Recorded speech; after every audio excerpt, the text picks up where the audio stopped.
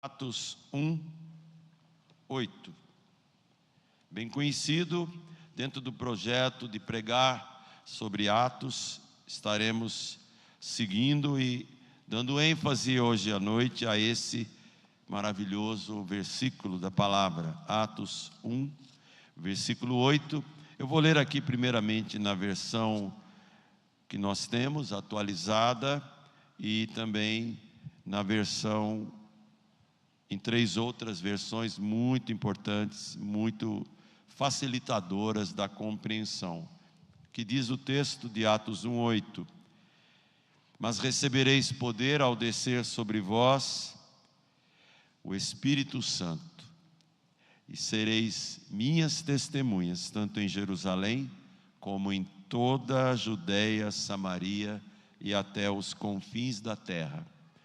Na versão King James atualizada está assim escrito: Contudo, recebereis poder quando o Espírito Santo descer sobre vós, e sereis minhas testemunhas, tanto em Jerusalém, como em toda a Judeia e Samaria e até os confins da terra. Na nova tradução da linguagem de hoje, uma pequena diferença: porém, quando o Espírito Santo descer sobre vocês, vocês receberão poder e serão minhas testemunhas em Jerusalém, em toda a Judeia, Samaria e até nos lugares mais distantes da terra. E na nova versão transformadora, que é uma das mais recentes e benditas versões, vocês receberão poder quando o Espírito Santo descer sobre vocês, e serão minhas testemunhas em toda parte, em Jerusalém, em toda a Judeia, Samaria e nos lugares mais distantes da terra. Senhor, nos ajude a deixar esse texto bem claro, com a essência dele fervilhando em nossa mente, em nosso coração, para entendermos em tese e na prática o que é o poder do Espírito Santo em nós. Por Jesus Cristo eu te peço, amém. Irmãos, o apóstolo Paulo, quando ele se converteu, ele faz um relato perante o rei Agripa de toda a sua trajetória, mas depois, quando ele escreve a carta aos Filipenses, ele faz no capítulo 3 questão de declarar o antes e o depois. E ele fala: eu era um blasfemo, eu era um perseguidor, eu tinha ameaças no meu coração e eu queria era matar qualquer crente, qualquer seguidor do caminho.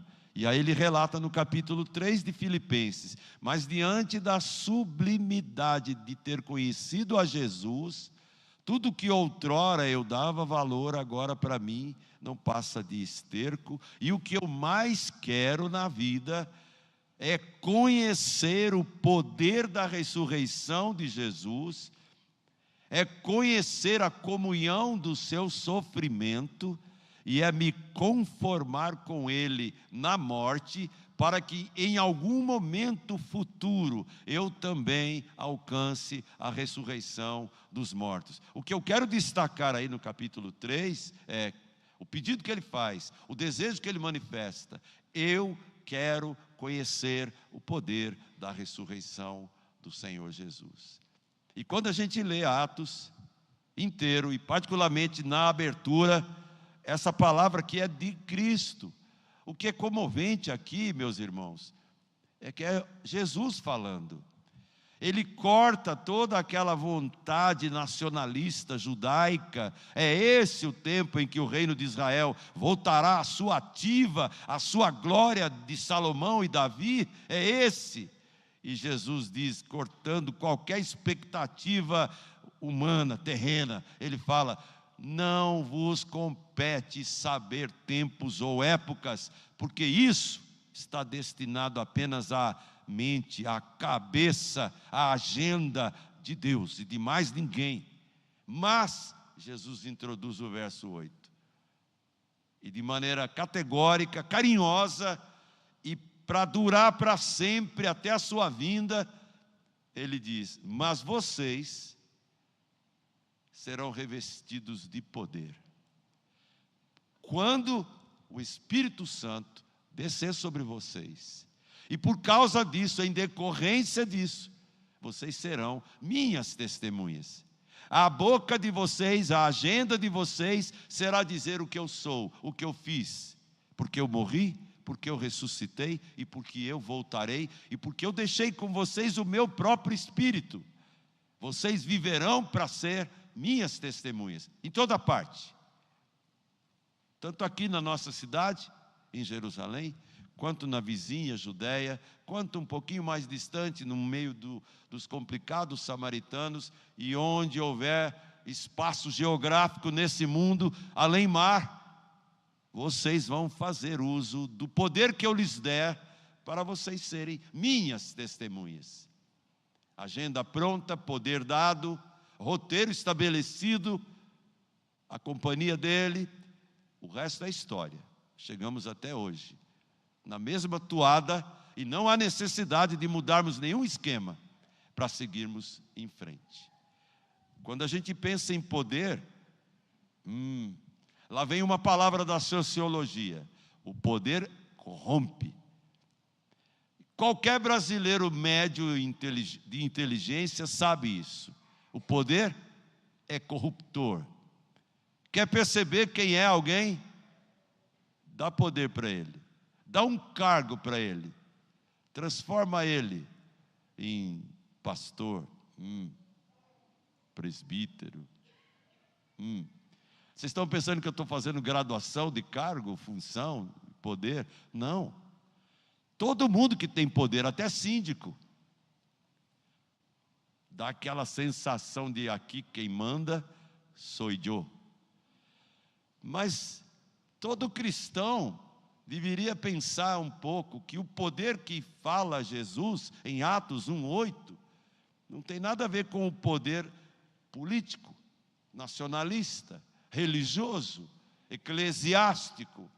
É outra esfera, é outro poder.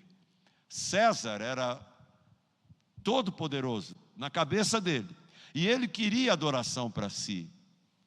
Toda pessoa que galga e assume o poder também quer, veladamente ou declarada ou escancaradamente, toda pessoa que está no status do poder pensa em adoração.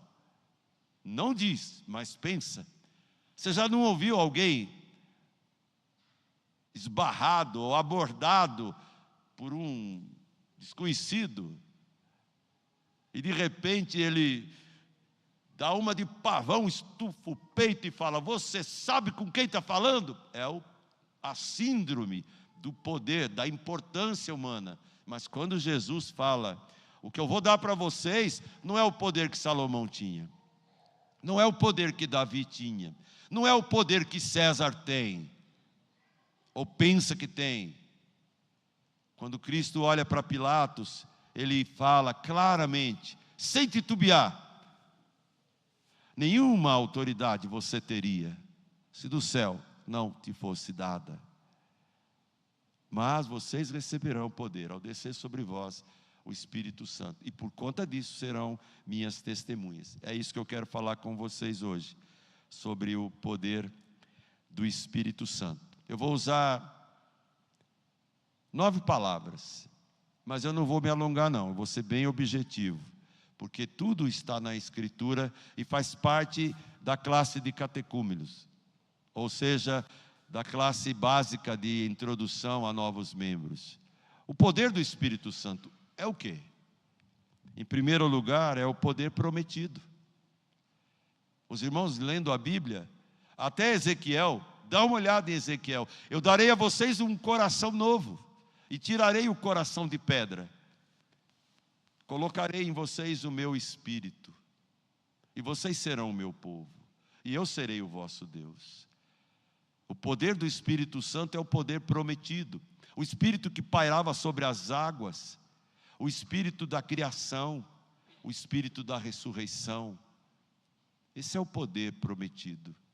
O Espírito Santo foi prometido. Na desilusão quase que arrasadora que tomava conta dos discípulos, ao ouvirem Jesus dizer: eu vou embora, eu vou embora, eu vou embora, eu vou partir, Jesus consola aqueles homens dizendo: vocês não vão ficar órfãos, eu enviarei quando eu for o Consolador, e se eu não for, ele não vem, quando eu for, ele vem. O Consolador, o Paracaléu, aquele que vai andar lado a lado, todo santo dia, o Espírito prometido. Esse é o Espírito Santo e seu poder. O poder do Espírito Santo é o poder prometido. Não é postergado, é prometido. E ele já é fato concreto. Ele já está habitando em toda pessoa que recebeu um dia, pela fé, Jesus Cristo como seu Salvador. Paulo deixa isso claro em Efésios 1. Toda pessoa que crê no Evangelho imediatamente é selada com o Espírito Santo da promessa, garantia de resgate final. É isso, o selo está lá, o Espírito Santo, o poder do Espírito Santo. O nosso tema de hoje, o poder do Espírito Santo é o poder prometido. E Deus nunca mentiu, e tudo que Ele promete, Ele cumpre. Há um Espírito que está em você, a partir do seu ato de crer em Jesus. Não o questione, não o resista, não minta para Ele, não o apague, porque Ele está lá como prometido foi. A segunda coisa que eu vejo aqui nesse versículo é que o poder do Espírito Santo é o poder necessário. Na verdade, não há como fazer a obra sem Ele. Ele é o poder necessário. Recebereis poder ao descer sobre vós o Espírito Santo. Ele é o poder necessário. O próprio Jesus, quando fala que Ele é a videira e nós os ramos, Ele diz: sem mim, nada podeis fazer. Mas quando eu for e vos enviar o Espírito Santo, Ele vos fará lembrar de tudo que eu vos tenho ensinado. Ele vos capacitará. E aí Pedro pergunta: como pregar, como falar, como dizer tuas palavras e testemunhar de ti perante autoridades, perante as mega inteligências gregas e romanas? E Cristo diz: não se preocupe, Pedrão, eu colocarei as minhas palavras na sua boca. Quem faz isso? O Espírito Santo. Ele é o poder necessário, não só prometido, mas necessário. Como eu vou fazer isso? Como eu vou tocar? Como eu vou tocar de surpresa? Lembrar da cifra, lembrar da melodia? Como? A Loide sabe. Sabendo ou não, ela sabe. Ela fez isso domingo passado. E eu falei com ela: parabéns, Deus te abençoe. Às vezes a gente não... Vou falar sobre o quê? Aí eu falei para ela: bonito você ter tocado e falado. E ela falou: eu sou o quê? Eu não lembro que ela falou: sou o pó do pó do pó. Eu falei: para com isso, negócio de pó. Que pó o quê? Né? É uma bênção. Uma irmã que Deus abençoa, tem talento, mas tem hora que o nosso talento, ele murcha. Aí vem o Espírito Santo e fala: é a minha hora. É a deixa. Na minha fraqueza, eu reconheço o poder de Deus. Porque o poder de Deus, como é que ele funciona? Ele se aperfeiçoa em nossa fraqueza. Bastou dizer: Senhor, hoje eu não dou conta, estou meio dengoso, né? Hoje tem muita gente dengosa aí, com dengue, né? Mas tem hora que a gente está fraco, cansado, chega de viagem. Ela falou: eu estou de viagem, mas à noite eu estou aí. Eu falei: irmã, se tiver algum problema, me avisa. Um pouco antes de sair de casa, eu falei: estou aí, estou dentro. Eu falei: amém, que bom. Livrou a minha cara e livrou a cara do Abimael. Que ele falou: eu não sei tocar, se precisar eu toco. Aí o Mauro falou: se não tiver Loide nem Abimael, eu arranho também. Eu falei: ninguém vai arranhar nada, ela vai tocar e acabou. Cristo já ressuscitou. Pronto, deu a ficha. Sabe por quê? Porque o poder do Espírito Santo é o poder necessário para fazer tudo na vida e na igreja. Outra coisa que eu vejo nesse texto: o poder do Espírito Santo é o poder martiria. Para quem não sabe, a palavra martiria é a palavra usada para testemunha. Sereis minha testemunha. O que é martiria? É a pessoa que está disposta a sofrer martírio, perder a vida por causa do testemunho que ela tem que dar. Então, o poder do Espírito Santo é o poder martiria, é o poder de testemunhar até o sacrifício, se necessário for. Ser fiel até a morte, e eu te darei a coroa da vida. Muitos intérpretes eu já ouvi pregando sobre isso, equivocadamente. Ser fiel até a morte. Aí a gente pensa, até eu ficar velhinho, gagá. Não, a morte ali é até que o sacrifício venha tirar a sua vida por causa daquilo que você prega, por causa da sua fé. É a morte matada, não é a morte morrida, não. O poder do Espírito Santo é necessário? É prometido? Mas é o poder martiria, é o poder do sacrifício, é o poder para você colocar a vida em risco. Quando Deus, em Cristo, chama Paulo, qual é a fala? Eu mostrarei a você o quanto importa sofrer por este nome que você persegue. Então, ser cristão é viver no poder martiria, no poder do testemunho, daquele testemunho que pode levar a vida da gente a passar pela morte por causa da fé, por causa da pregação. Em ambientes de dura perseguição, a morte é inevitável. Muitos crentes já pagaram com a vida. Num país democrático, entre aspas, e que tem permissão para você pregar a priori o Evangelho, e por causa disso muitos não querem pregar, porque é tão fácil. Basta vir uma ordem, não pregue mais, você vai ver o um por um funcionando absurdamente. Por quê? Porque aí a verdade de quem é verdadeiramente filho de Deus, no poder do Espírito Santo, a gente vai falar, sem medo e sem termos vergonha de Jesus. O poder do Espírito Santo é o prometido, é o necessário, mas é também o poder martiria. Também o poder do Espírito Santo é o poder missionário. Ele fala, vocês serão minhas testemunhas. Tanto, aí ele começa a fazer progressivamente o mapa da geografia, onde cada cristão deve ser missionário.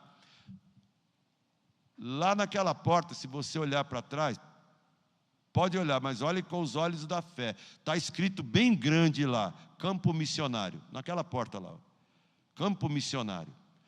Está escrito lá, quando você sair dali, descer aquela escada, você vai estar entrando no campo missionário. Sabe por quê? O poder do Espírito Santo é o poder missionário. Vocês serão minhas testemunhas. Em Jerusalém, está difícil, mataram Estevão, você corre risco? Corre.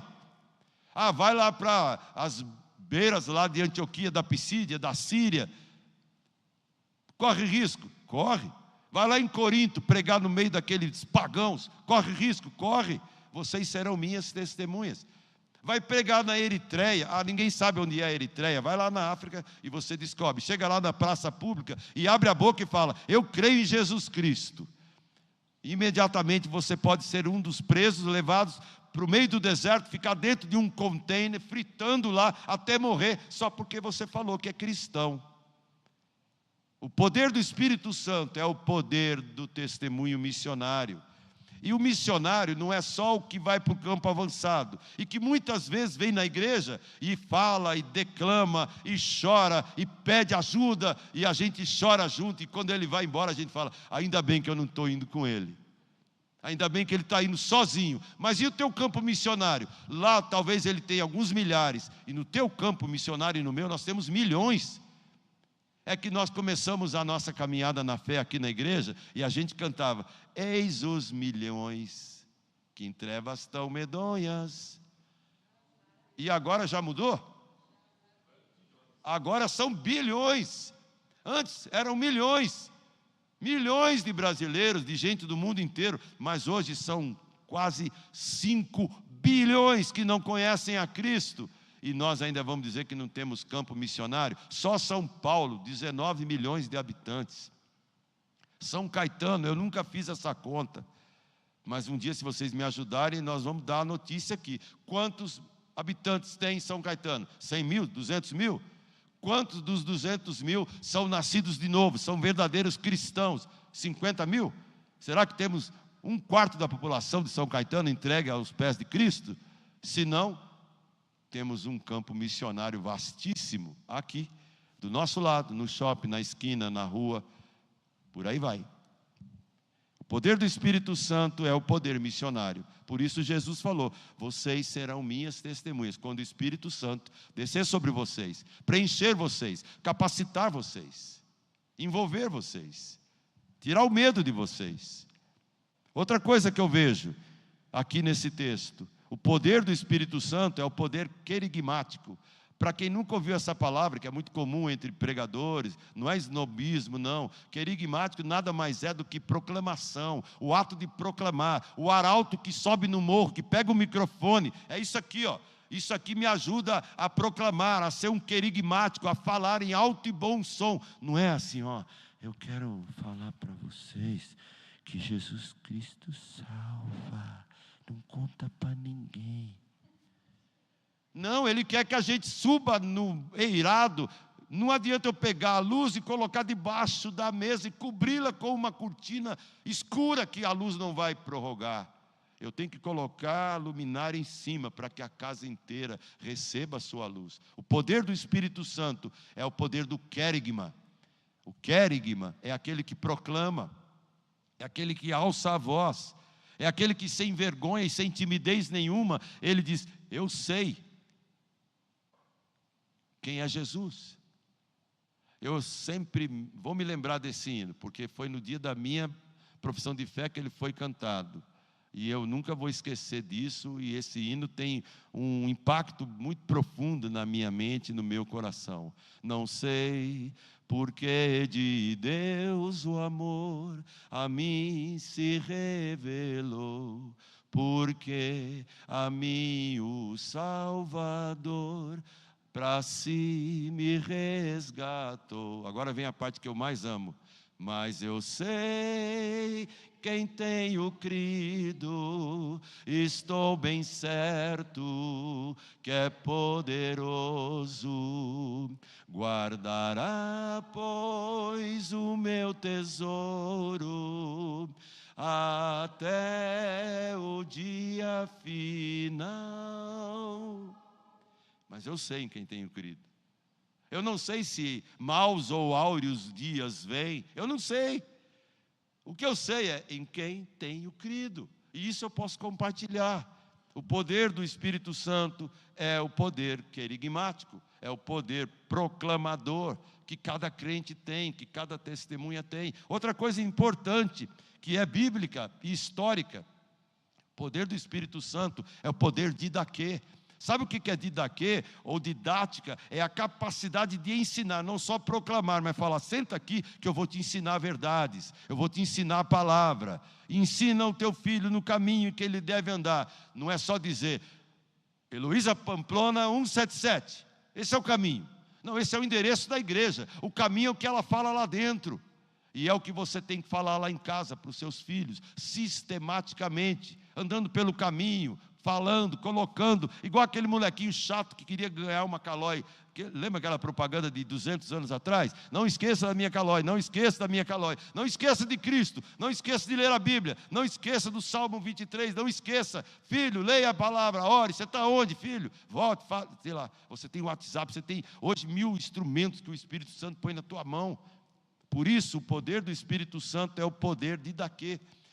Alguns anos depois da morte do apóstolo João, depois do ano 90, até o ano 120, mais ou menos, um livro foi escrito pelos sucessores de João, os pais apostólicos, os pais da igreja. Clemente de Alexandria, que foi discípulo de João, e outros tantos se organizaram e fizeram talvez a primeira grande obra, que até hoje é um enigma histórico. E o nome dessa obra era Didaquê. Tinha 16 capítulos, 5 partes, e falava basicamente sobre tudo aquilo que a gente crê até os dias de hoje, e defende, e proclama. Nada é tão novo. A palavra de Deus se faz nova, mas ela é tão antiga e tão poderosa, e não perde o seu vigor. E no Didaquê estava tudo em síntese, concentrado, A gente tem hoje confissão de fé, a gente tem hoje breve catecismo, a gente tem lições de escola dominical, a gente tem tanto instrumento para a didaquê funcionar na nossa vida. É só chamar alguém e falar: senta aqui e eu vou te ensinar. O poder do Espírito Santo está em capacitar você a proclamar, a jogar a palavra e a ensiná-la devagar, cautelosamente, criteriosamente, profundamente, explicadamente, para que a outra pessoa entenda, absorva. Isso é maravilhoso. Poder do Espírito Santo ensinador. A didática, o didaquê do Espírito Santo precisa de poder e ele dá a você esta bendita capacidade. É o que acontece numa escola dominical, é o que acontece quando a gente tem EBF, é o que acontece quando a gente distribui cada classe com um tema. Ali há um poder, por mais que o professor leia, prepare, por mais que hajam estilos diversos em cada professor, o didaquê, o poder do Espírito Santo, habilitando a arte de ensinar, a pedagogia do céu, está presente ali, para que a palavra não volte vazia. O poder que vocês receberão é o poder do Espírito Santo, prometido, necessário, martiria para o sacrifício, missionário, querigmático, que capacitará para você proclamar, e o poder de didaquê também. Mas também é o poder conquistador. Vocês serão minhas testemunhas ao saírem fora da zona de conforto, para Jerusalém, Samaria, Judeia, até os confins da terra. E haverão conquistas, muitos que estão ali vão olhar, como Jesus disse: dá uma olhada, olha os campos, como é que eles estão? Os campos estão brancos para a ceifa, está na hora da colheita. É isso que o Espírito Santo dá, poder para a gente conquistar, para a gente sair e fazer o que Paulo fez. E quando ele falou isso, ele nos estimula a fazermos igual hoje. Eu plantei, Apolo regou, mas vem Deus e dá o crescimento. Você planta, plante bem. Vai outro irmão atrás e vai regando, regue direitinho, pois o crescimento virá e os ceifeiros também. Por quê? O poder do Espírito Santo é o poder conquistador, que conquista para Cristo almas, convence almas a crerem em Cristo.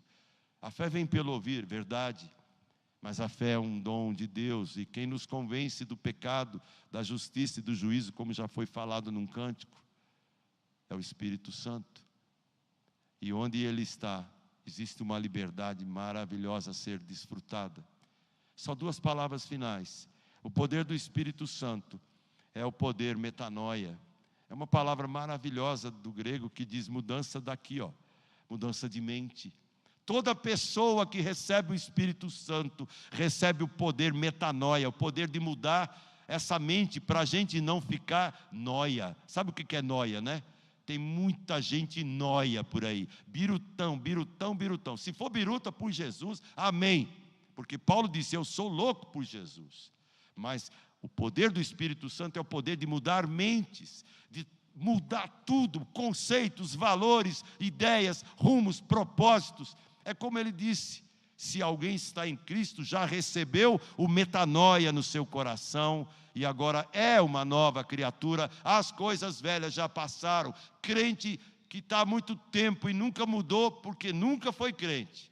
Agora, crente que está há muito tempo na igreja e já virou um mestre do Evangelho, é porque sempre pautou a sua vida pela metanoia, que foi transformando e tirando aquele bagaço de pensamento velho, obsoleto, absurdo. E Deus introduziu um novo modo de ser, um novo modo de pensar, uma metanoia, mudança radical. Andava para lá, Deus fez uma curva radical, a pessoa passou a andar para outra direção, a pensar de outra maneira. Crente que se diz crente, que tem a mesma mente de antes, continua incrédulo como antes, porque há uma metanoia poderosa, por causa do Espírito Santo, em toda pessoa que nele crê. E a última palavra: o poder do Espírito Santo é o poder da metamorfose. É a mudança que acontece, a transformação que acontece. O próprio Jesus instruiu Paulo a dizer: vocês serão transformados de fé em fé, de glória em glória, até a imagem de Jesus. Aos Gálatas, Paulo diz: eu por vocês sofro dores de parto, até ver Cristo formado em vocês. O poder do Espírito Santo é o poder da metamorfose, de pegar uma pessoa tosca, transformá-la pela regeneração e aperfeiçoá-la pela santificação, até que de glória em glória, de graça em graça, de fé em fé, de brilho em brilho, até o final da vida, ela possa ser o mais parecida com Cristo possível. Quem faz isso é o Espírito Santo. Não venham tentar me convencer ou convencer a qualquer pastor e qualquer igreja do mundo que você é crente Gabriela. Ninguém lembra, né? Da Gabriela. Eu nasci assim, eu sou desse jeito, eu não vou mudar. Muda! O poder do Espírito Santo impacta a vida das pessoas. E por isso a transformação tem que se evidenciar no gesto, na cortesia, no bem-querer, na boa palavra, na boa cara. Porque se o coração alegre transforma e aformoseia o rosto, e se cada cristão pode ser antes da morte parecido com Jesus, quem vai operar tais maravilhas? O Espírito Santo, através da metamorfose que ele faz acontecer quando ele aplica o que você aprende no cotidiano da sua vida. Esse poder está em você, basta crer em Cristo. E aí obedecer uma dica do apóstolo Paulo em Filipenses: não vos embriagueis com vinho. O puritano poderia dizer: então não mais beberei vinho. Não, ele não está falando isso, desculpe aí, mas ele está dizendo: se é para ficar embebecido, embriagado, encharcado, fique do Espírito. Por quê? O que produz uma pessoa embriagada com vinho? O que ela produz? Que efeitos ela manifesta? Ela bambeia as pernas, ela blá, blá, blá, blá, blá, ela fala o que não deve, mas quando uma pessoa está cheia do Espírito e a vida a espremê-la, o que vai sair?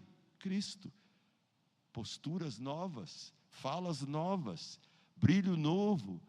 Isso tudo o Espírito Santo faz, porque ele tem o poder da metamorfose, o poder de transformar todo aquele que por ele é conduzido, por ele é habitado, controlado e pleno. Enchei-vos do Espírito.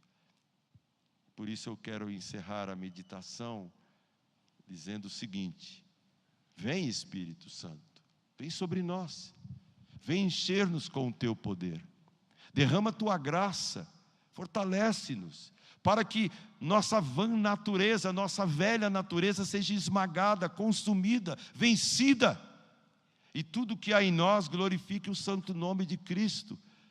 Eu sei que é velho, mas, poxa, não é velho em sua atualidade de mensagem, é velho na musicalidade talvez, mas por que não dizer para Deus que a beleza de Cristo se veja em mim, toda a sua pureza admirável, amor, que a beleza de Cristo se veja em mim. Ó, tu chama divina, todo o meu ser refina, até que a beleza de Cristo se veja em mim, ao invés de dizer: ah, Senhor, eu nasci assim. Não. Um dia Pedro ouviu palavras duras de Jesus, quando ele quis manipular Jesus, quando ele quis convencer Jesus de alguma coisa que não estava nem passando pela mente dele, nem de perto. E ele olhou para Pedro e disse: arreda de mim, Satanás, a tua preocupação é só com aqui e agora, sai de mim, eu não comungo com essa mentalidade sua não. Mas quando você se converter, fortalece os seus irmãos, recebereis poder ao descer sobre vós o Espírito Santo, e sereis minhas testemunhas. Tudo que está prometido já está garantido, agora é o exercício do domínio e da dinâmica do Espírito em cada um de nós. E o mundo está para ver, a cidade de São Caetano está para ver o que pode acontecer com uma igreja onde cada um dos seus crentes é cheio do Espírito Santo, para exercer a vida e viver a vida como agrada a Deus. Não importa onde você mora, não importa a área de ação que você faz, se o Espírito Santo encher e dominar você, as pessoas saberão quem é Jesus. Que Deus tenha misericórdia de nós.